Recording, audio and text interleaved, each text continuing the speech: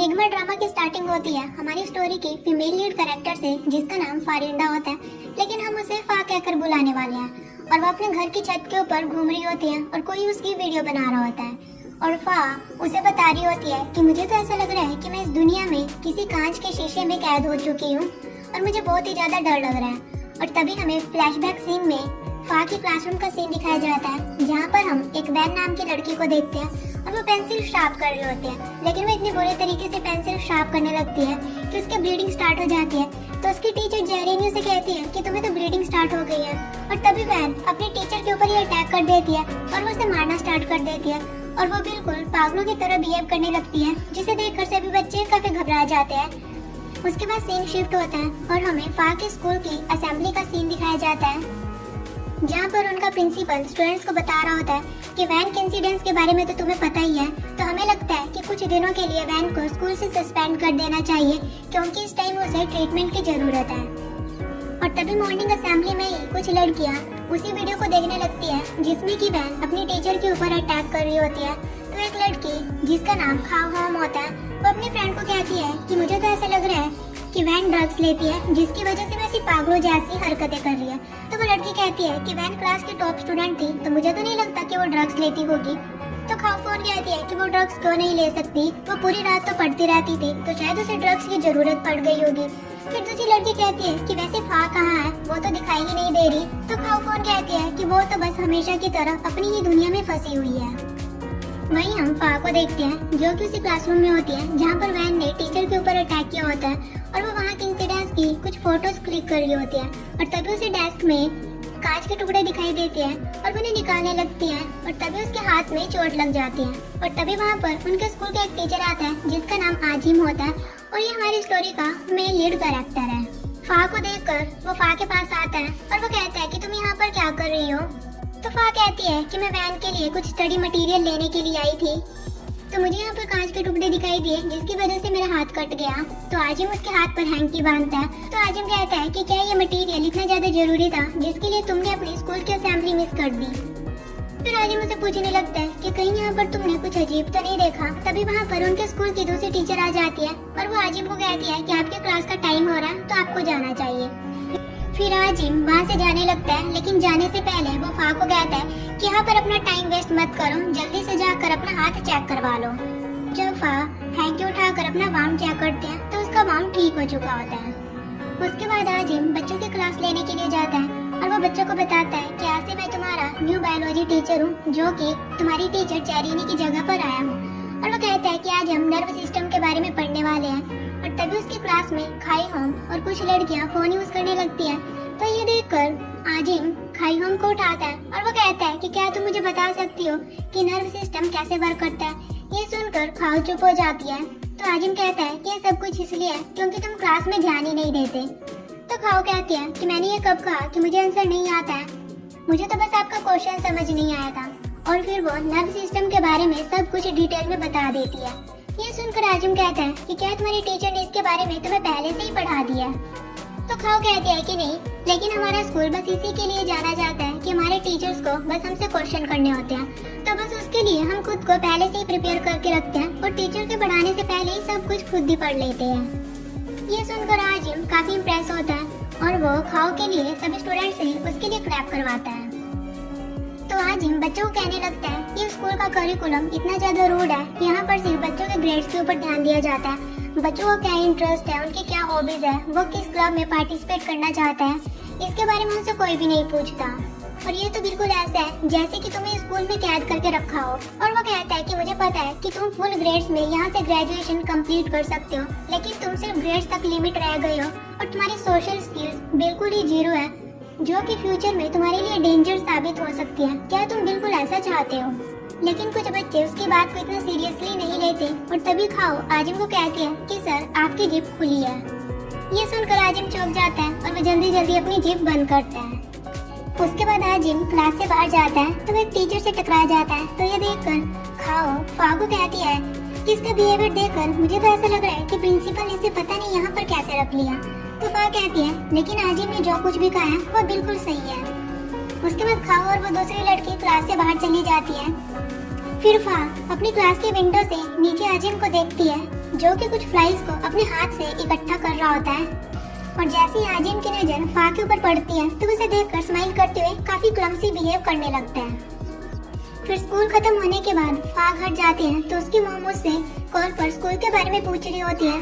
तो फा कहती है कि यहाँ पर काफी अजीब चीजें हो रही होती हैं। तो उसकी मॉम कहती है कि क्या ये स्टडी को लेकर है, लेकिन फा उसे कुछ भी नहीं बताती और वो कहती है कि आप मेरी टेंशन मत लेना, मैं यहाँ पर अपना अच्छे से ख्याल रखूंगी। उसके बाद फा स्टडी करने के लिए बैठती है तो वो देखती है कि उसके मिरर में दरार आ चुकी है, जिसे देखकर वो काफी चौंक जाती है। उसके बाद हमें एक फेस टाइप मास्क दिखाया जाता है जो कि इधर उधर मुड़ रहा होता है और वो देखने में काफी डरावना लग रहा होता है। उसके बाद हम एक स्कूल की लड़की को देखते हैं जिसका नाम आर्ट होता है और वो रेस्टरूम में अपना फेस वॉश कर रही होती है और तभी वो देखती है कि वहाँ का मिरर टूट जाता है, जिसे देखकर वो बहुत ही ज्यादा घबरा जाती है। लेकिन वो थोड़ी देर बाद देखती है कि वो मिरर बिल्कुल ठीक होता है, लेकिन वहाँ पर उसे कुछ अजीब सा होने लगता है और वो अजीब सी हरकत करने लगती है जैसे कि वो कोई पोज बना रही हो। उसके बाद वो लड़की अपने कपड़े उतार कर स्कूल के पूल एरिया में चली जाती है और वो वहाँ पर भी डांसिंग मूव करने लगती है और तभी वो पानी में कूद जाती है। उसके बाद सीन शिफ्ट होता है और फा स्कूल जाती है तो वहाँ पर उसके क्लास की गर्ल्स उसे कहने लगती है कि क्या तुम्हें पता है कि कल रात यहाँ पर क्या हुआ है। तो वहाँ कहती है कि मुझे तो कुछ भी नहीं पता। तो खाओ उसे बताती है कि तुम आर्ट को तो जानती ही होगी, कल उसने पानी में कूद कर अपनी जान दे दी।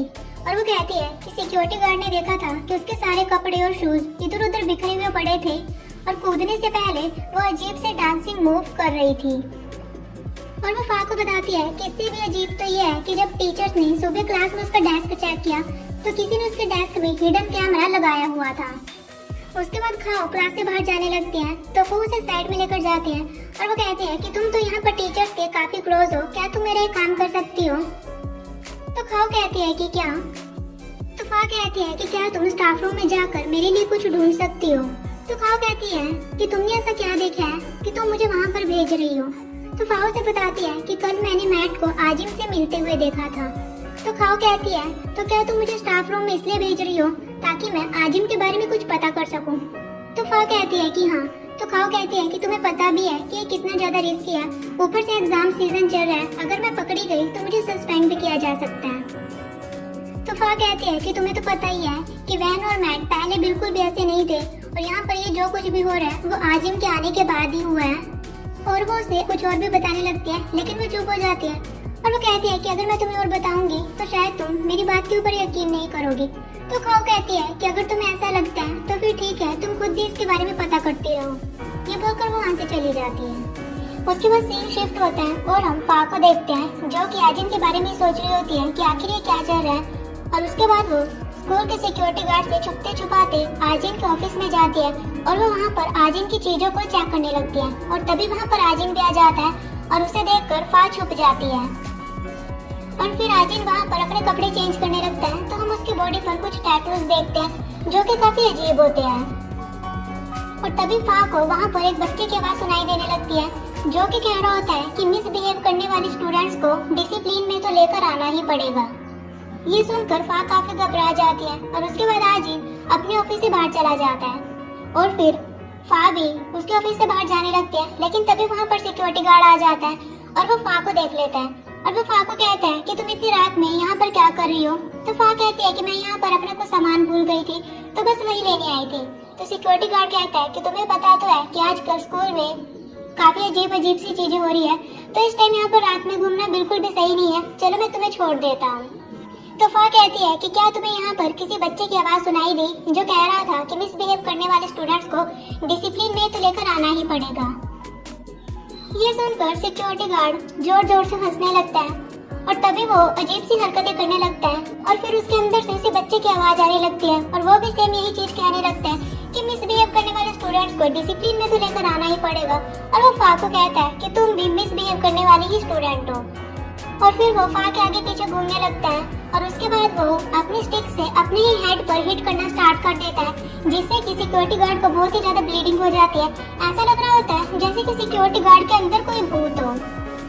ये देखकर फा वहाँ से भागना स्टार्ट करती है लेकिन वो सिक्योरिटी गार्ड भी फा को मारने के लिए उसके पीछे भागने लगता है और तभी भागते हुए फा नीचे गिर जाती है और सिक्योरिटी गार्ड उसे पकड़ लेता है और वो फा के सर पर हिट कर देता है जिससे कि फा को ब्लीडिंग भी होने लगती है। तो फा सिक्योरिटी गार्ड को कहने लगती है कि प्लीज मुझे हर्ट मत करो, मैंने कुछ भी नहीं किया। और फिर सिक्योरिटी गार्ड फा को फिर से हिट करने ही वाला होता है, लेकिन तभी वहाँ पर एक लड़का आ जाता है और वो कोई और नहीं बल्कि वो आजिन होता है। और आजिन सिक्योरिटी गार्ड से फाइट करना स्टार्ट कर देता है और फा उन दोनों को फाइट करते हुए देख रही होती है। और फिर आजिन जैसे कैसे सिक्योरिटी गार्ड को शांत करता है और फिर आजिन फा के पास आता है और उसके फेस को टच करने लगता है। और तभी सीन शिफ्ट होता है और हम देखते हैं कि फा नींद से जाग जाती है और फिर वो सोचने लगती है कि जो अभी मैंने देखा क्या वो रियल था या फिर वो कोई सपना था।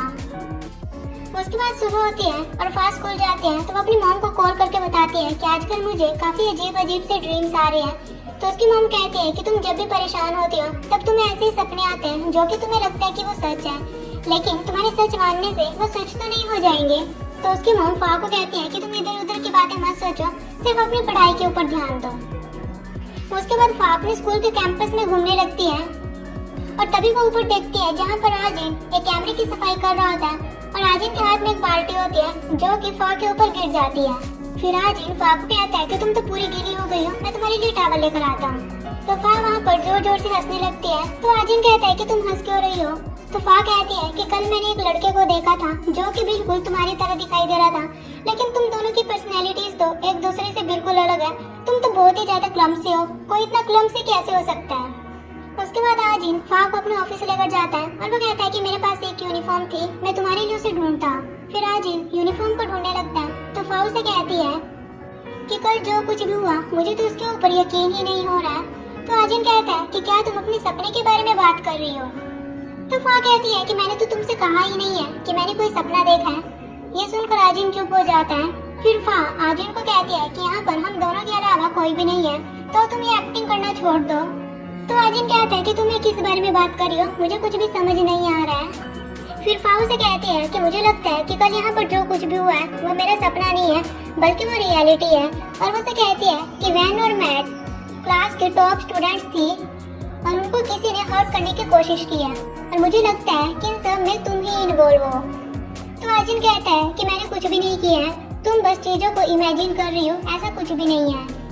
तो फा कहती है कि वैन के साथ जो कुछ भी हुआ था उसके बाद से मैंने इन्वेस्टिगेट करना स्टार्ट किया था और जितना मैंने इन्वेस्टिगेट किया उतना मुझे पता चला है कि किसी ने उनको हर्ट करने की कोशिश की है। और वो कहती है कि क्या तुम्हें पता है वैन क्लास के टॉप स्टूडेंट थी और उसके बाद मैट थी और तीसरे नंबर पर मैं हूँ, मतलब कि मैं उस कल्प्रिट की थर्ड विक्टिम बनने वाली हूँ।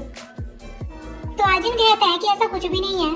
तो फा उसे कहती है कि तुम्हें पता होगा कि टीचर्स को मैट के डेस्क से एक हिडन कैमरा मिला है, लेकिन वो हिडन कैमरा मैंने ही वहाँ पर फिट किया था और मैंने सिर्फ उसके डेस्क पर नहीं बल्कि स्कूल के और भी बाकी प्लेसेस पर कैमरा फिट किया था ताकि मैं रियल कल्प्रिट का पता लगा सकूं।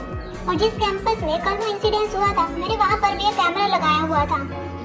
और फिर वो आजिन को एक फोटो दिखाती है जिसमें कि आजिन ने फा को अपनी गोद में उठाया हुआ था। और यहाँ में पता चलता है कि कल जो कुछ भी हुआ था वो फा का सिर्फ सपना नहीं था, वो बिल्कुल सच था। और फिर फा आजिन को एक टूटा हुआ मिरर दिखाती है जिस पर ब्लड से फा का नाम लिखा हुआ था और वो कहती है कि ये मुझे मेरी क्लास के डेस्क से मिला है। तो आजिन उसे देखकर कहता है कि ये तुम्हारे पास कब से है?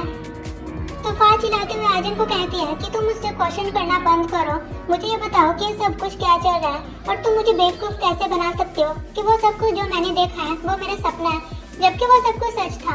और उसे पूछने लगते हैं कि तुमने ये सब कुछ कैसे किया है, क्या मैं उस कल्प्रिट की थर्ड विक्टिम हूँ, क्या मैं मरने वाली हूँ? तो आजिन उसे शांत होने के लिए कहता है, लेकिन फा तो चुप भी नहीं हो रही होती है। और तभी आजिन फा के साथ कुछ करता है और फा बेहोश हो जाती है। और उसके बाद सीन शिफ्ट होता है और हम फा को एक रेड डार्क रूम में देखते हैं जहाँ पर उसके हाथों को बांधा हुआ होता है। और तभी वहाँ पर आजिन आ जाता है और फा आजिन को कहने लगती है कि मैं यहाँ पर कैसे आई और तुमने मुझे यहाँ पर बांध कर क्यों रखा हुआ है? तो आजिन फा के हेड पर प्रेस करता है और जैसे वो प्रेस करता है तो फा को ऐसा लगता है जैसे कि वो पानी में डूब रही हो, लेकिन तभी वो प्रेजेंट स्टेट में भी आ जाती है, लेकिन वो गीली होती है जैसे कि वो सच में पानी में गई होती है। और आजिन फिर से फा के साथ ऐसे करने लगता है और फा को लग रहा होता है कि वो पानी में डूब रही हो और वो फिर से बाहर आ रही हो। और तभी अचानक से फा चिल्लाने लगती है कि मैं तुम्हें मार डालूंगी, मैं तुम्हें मार डालूंगी, जैसे कि फा के अंदर कोई भूत हो। आजिन उसे कंट्रोल करने की कोशिश करता है लेकिन फा तो आउट ऑफ कंट्रोल होती जा रही होती है और तभी उसकी रॉप्स भी टूट जाती है और वो आजिन को मारने के लिए उसके ऊपर अटैक करने की कोशिश करती है। और जैसे ही फा आजिन के ऊपर गिरती है तो हम देखते हैं कि उसके बाद वो दोनों एक बाथ टब में होते हैं। तो आजिन फा को कहता है कि क्या तुम वापस आ गई हो, मैंने बड़ी मुश्किल से तुम्हें कंट्रोल किया, तुमने तो मुझे मार ही डाला था। और वो फा को कहता है कि मैं तुम्हें 100 में से 90 मार्क्स देता हूँ, तुमने काफी अच्छा किया, लेकिन मैं तुम्हारे 10 मार्क्स काट रहा हूँ क्योंकि तुमने मुझे मारने की कोशिश की थी। तो फा सोचने लगती है कि आखिर ये क्या चल रहा है। और तभी फा को वॉमिट होती है और उसके वॉमिट से वहाँ पर कुछ पेपर होते हैं जो कि ब्लैक होने लगते हैं। तो आजिन फा को टॉवल देता है और वो कहता है कि मुझे पता है कि इस टाइम तुम बहुत ही ज्यादा कंफ्यूज हो, लेकिन मैं तुम्हें सब कुछ बताऊंगा कि ये क्या चल रहा है। तो आजिन फा को कहता है कि तुमने ब्लैक मैजिक के बारे में तो सुना ही होगा, कुछ लोग सोचते हैं कि ये सिर्फ कहानी है, लेकिन ये कहानियां नहीं है, ब्लैक मैजिक इस दुनिया में सच में एग्जिस्ट करता है। और फिर वो फा को कहता है कि मैं स्कूल में इसलिए आया हूँ कि यहाँ पर जो कुछ भी हो रहा है वो किसकी वजह से हो रहा है। और वो कहता है कि स्कूल में कोई ऐसा है जो कि यहाँ पर ब्लैक मैजिक कर रहा है और उसके श्राप की वजह से ही ये सब कुछ हो रहा है। और साथ ही हमें उसे दिखाया भी जाता है जो कि ब्लैक मैजिक करता है और उसके फेस पर वही मास्क होता है जिसे कि हम पहले भी देख चुके हैं।